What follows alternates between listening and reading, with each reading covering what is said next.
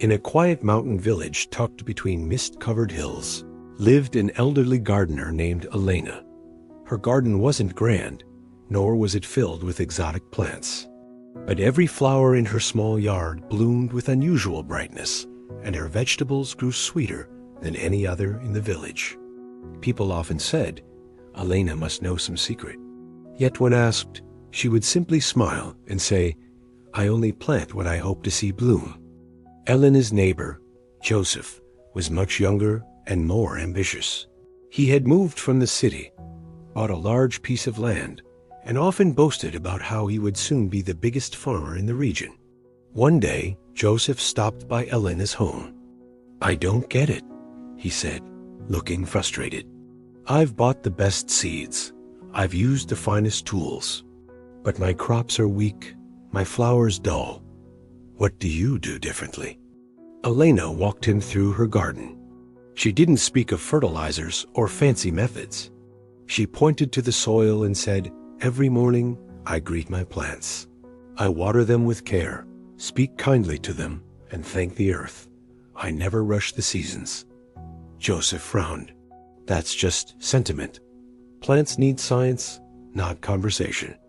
Elena smiled again. Perhaps, but everything responds to love, even the soil.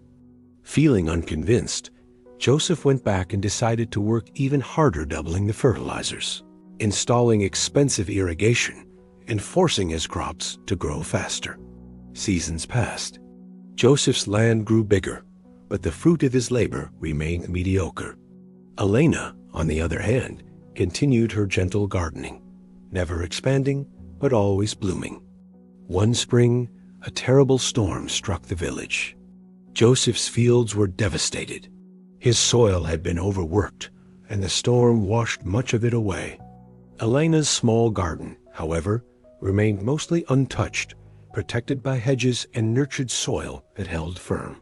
Heartbroken, Joseph visited her once again. Everything is gone, he said. Why does this always happen to me? Elena handed him a cup of tea and said gently, Because you focus only on the harvest, Joseph. But the harvest is only a reflection. What we plant, patience, care, love, it all matters. Not just in gardens, but in life. Joseph was silent. Over time, he began to follow her example. He slowed down. He tended not just to his crops, but to the land. He worked not from pride, but from presence. Seasons passed, and his fields began to bloom, quietly, beautifully, with no rush. One day, a young traveler asked him, What's your secret? He smiled and said, I just plant what I hope to see bloom. We don't just reap what we sow. We reap how we sow. Whether in relationships, work, or dreams, quiet effort, intention, and love leave a deeper impact than speed or ambition ever could. As you sow, so shall you reap, not just in the field, but in every moment of life.